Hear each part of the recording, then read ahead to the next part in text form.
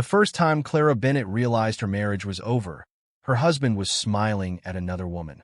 It happened across the crowded dining room of the Red Willow Inn, where lamplight glimmered against polished glasses and winter wind rattled the windows.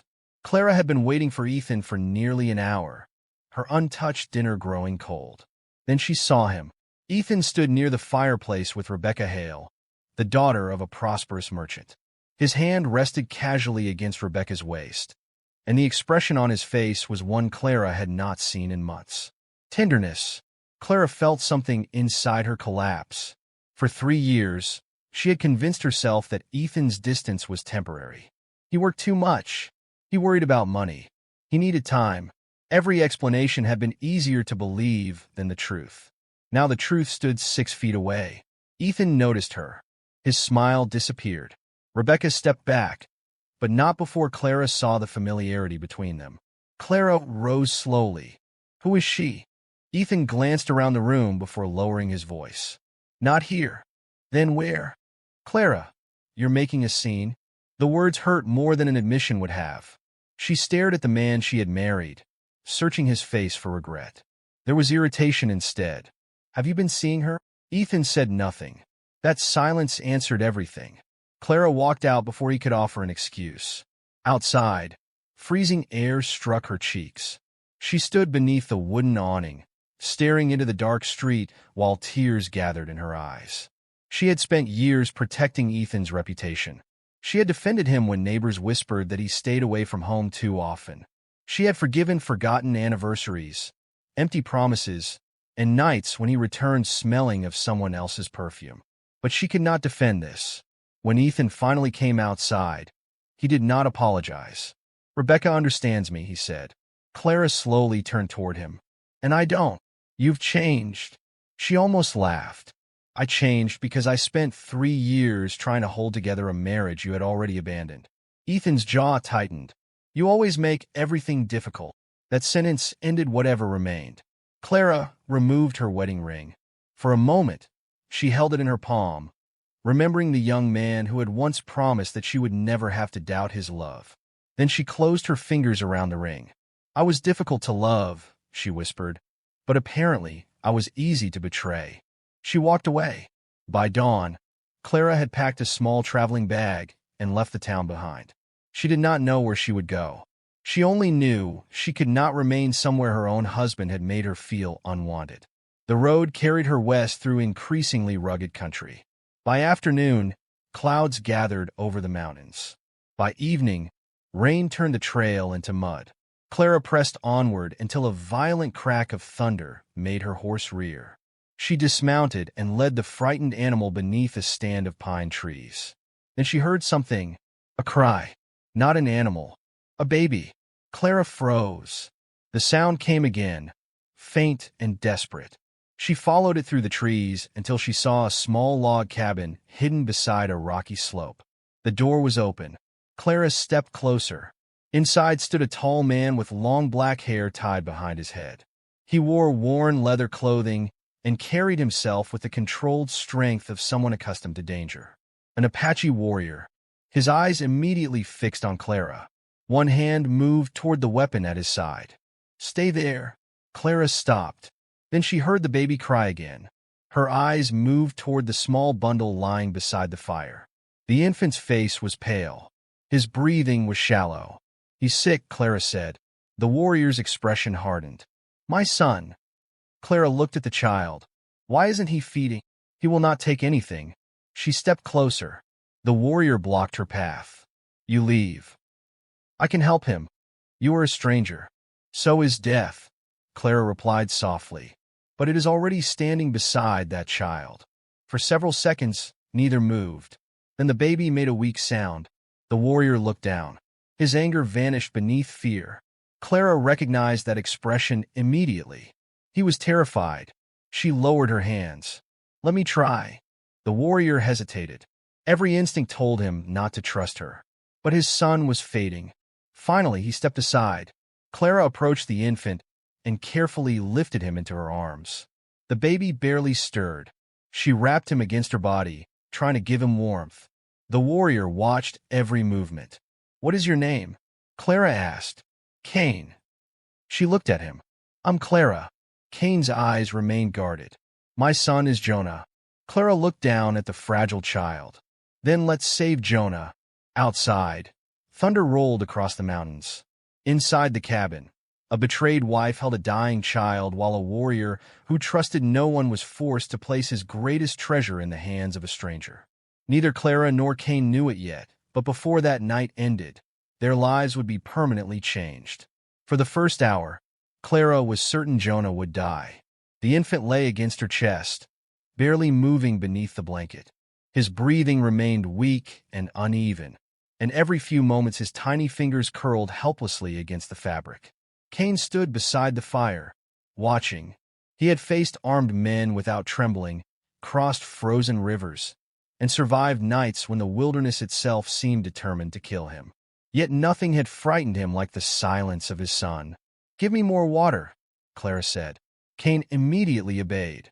She mixed a little nourishment into the warm liquid and carefully offered it to Jonah. At first, the baby refused. Clara waited patiently, rocking him against her shoulder. Come on, little one, she whispered. You have to fight. Kane watched her.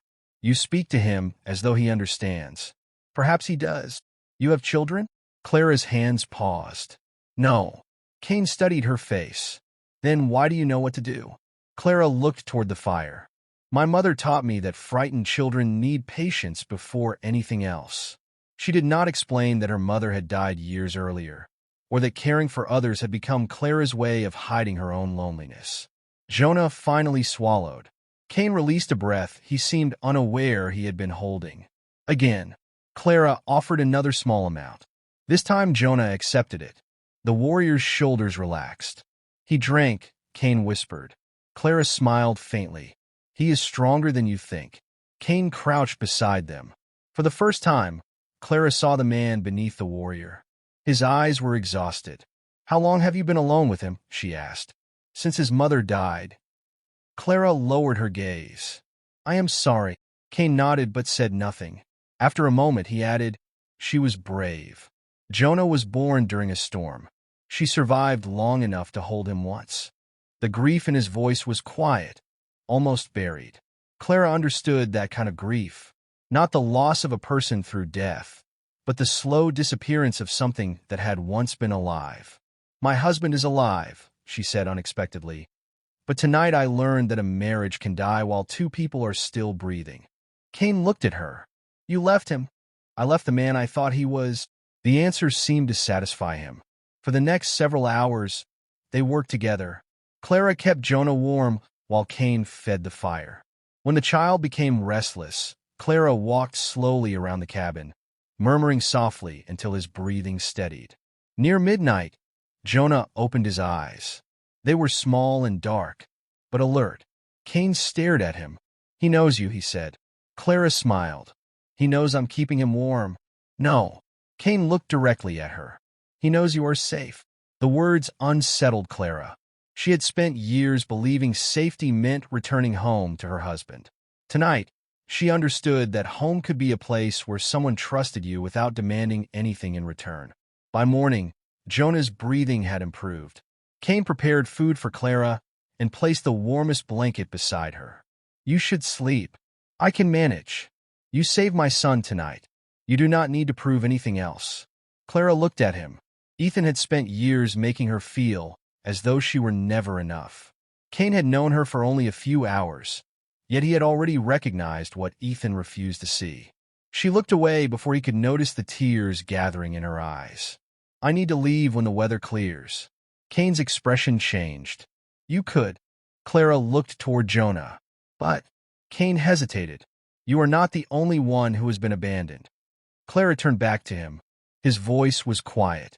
I lost Jonah's mother. You lost a husband who chose another woman. Neither of us planned to be here.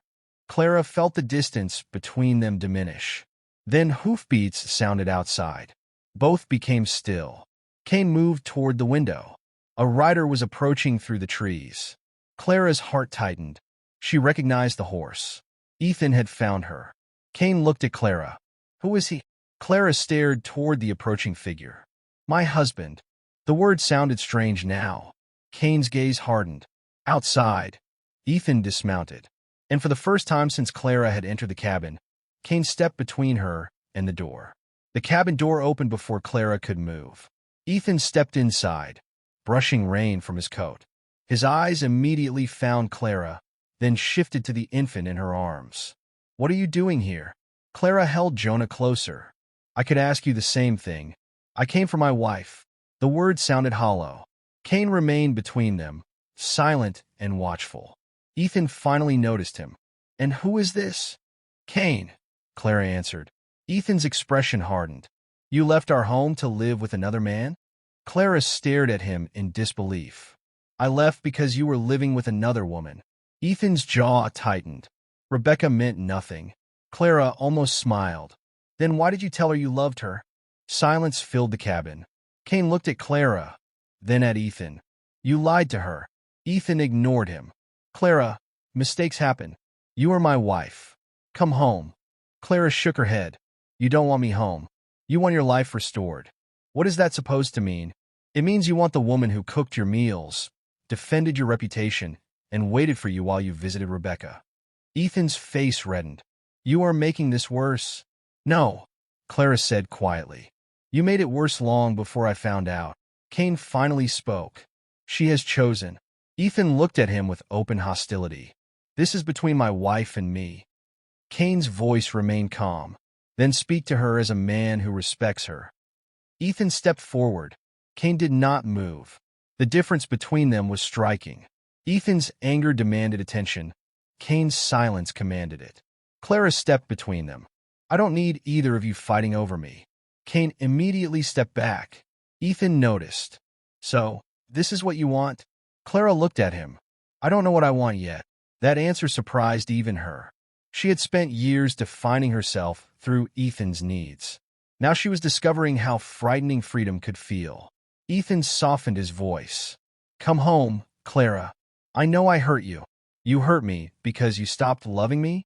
He looked away. "I was confused." "No." Clara's voice trembled, but she did not retreat. "You were selfish." Ethan had no answer. Jonah suddenly began crying. Clara turned toward the baby. Kane immediately came beside her. Together, they calmed him. Ethan watched. Something changed in his expression. "You've become attached to that child." Clara looked down at Jonah. "He needed someone, and you think you can become his mother?" Clara's eyes lifted. "I never said that." Kane did. "You already are." Clara turned toward him. Kane's expression was solemn. "You gave him warmth when he was dying. You stayed when you could have walked away. You protected him without asking for anything." His voice softened. "Jonah knows your hands. He knows your voice. He reaches for you." Clara's eyes filled with tears. "Kane, I am not asking you to replace his mother." He looked toward the infant. "She can never be replaced." Then he looked back at Clara. "But you have become someone my son trusts." Ethan shook his head. "You barely know her." Kane answered without anger. "I know enough." Clara felt something inside her break open. Not because Kane was choosing her. Because, for the first time, someone was seeing her clearly. Ethan had made her feel like an unwanted wife. Kane saw a woman capable of saving a life. Ethan stepped toward the door. "I'm giving you one day." Clara looked at him. "For what?" "To decide whether you are coming home." She shook her head. "You already made your choice when you chose Rebecca." Ethan stared at her. Then he left. The door closed. Rain continued tapping against the roof. Clara stood motionless. "I don't know what happens now," she whispered. Kane approached slowly. "You don't have to decide tonight." She looked at him. "Why are you being so kind to me?" "Because someone should have been." Her tears finally fell. Kane reached for her hand but stopped before touching it. Clara noticed the hesitation. Then she placed her hand in his. His fingers closed gently around hers. No promises were made. No vows were spoken. But in that quiet cabin, Clara realized that something new had begun. Kane looked toward Jonah, then back at her. "My son has a mother again." Clara's breath caught. "And what am I to you?" Kane held her gaze. "That," he said softly, "is something I hope you will let me discover." Outside, Ethan's horse disappeared into the rain. Inside, Clara remained beside Kane and Jonah. For the first time in years, she was not waiting for a man to decide whether she was worthy of love. She was deciding for herself. By sunrise, Clara had made her decision. She stood outside the cabin, watching pale light spread across the mountains. Behind her, Jonah slept peacefully, while Kane prepared breakfast near the fire. For the first time in years, Clara felt no need to explain herself. She had spent too long believing that love required sacrifice without limits. Ethan had taught her to accept neglect, excuses, and betrayal as though they were the unavoidable burdens of marriage. She finally understood the difference. Love could demand courage. It should never demand the destruction of one's dignity. Kane stepped outside. "You did not sleep." "I was thinking." "About Ethan?" Clara nodded. "He will return." Kane remained silent. "I need to face him," she continued. "Not because I owe him another chance. Because I owe myself an ending." Kane studied her expression. "Then I will stand nearby." Clara smiled. "Not in front of me?" "No." "Why?" "Because this is your choice." Those simple words meant more to Clara than Kane could have known. Later that morning, Ethan returned. This time, he was alone. He dismounted and approached the cabin with a confidence that had disappeared the night before. "Clara." She stepped outside. Kane remained several yards away, giving them space. Ethan looked exhausted. "I ended things with Rebecca." Clara said nothing. "I know I made a terrible mistake." "You made many." "I was foolish." "You were dishonest." Ethan lowered his eyes. "I want my wife back." Clara looked at the wedding ring still resting inside her coat pocket. For a moment, she remembered their wedding day. Then she remembered the dining room, Rebecca's hand, Ethan's smile, the excuses, the lies. She realized she was no longer grieving the marriage. She was grieving the woman she had been inside it. "You don't want your wife back," Clara said. "You want the life you had before your choices destroyed it." "I can change." "Perhaps you can." Hope flickered briefly across Ethan's face. "But I won't be waiting to find out." His expression collapsed. "Is this because of him?" Clara glanced toward Kane. "No." She looked back at Ethan. "This is because of me." Ethan stood silently. Clara continued. "You didn't lose me because Kane appeared. You lost me when you decided another woman deserved the promises you made to me." Ethan swallowed hard. "I loved you once. I loved you too." She reached into her coat and removed the wedding ring. "I just don't anymore." She placed it in his hand. Ethan stared at the ring. For once, there was nothing he could say that would change the truth. He walked away without another argument. Clara watched until he disappeared beyond the trees. Then she released a long breath. Kane approached. "Are you certain?" Clara turned toward him. For the first time, he smiled faintly. Jonah's cry came from inside the cabin. Clara immediately returned to him. The baby reached toward her, and she lifted him gently. Kane watched the scene with quiet emotion. "You see," he said. Clara smiled at Jonah. "He knows me." "He does." Kane hesitated before continuing. "And so do I." Clara looked up. Kane stepped closer. "I cannot promise you that life will always be easy. I don't need easy. I cannot promise that your past will disappear. I don't want it to. It taught me who I am." Kane nodded.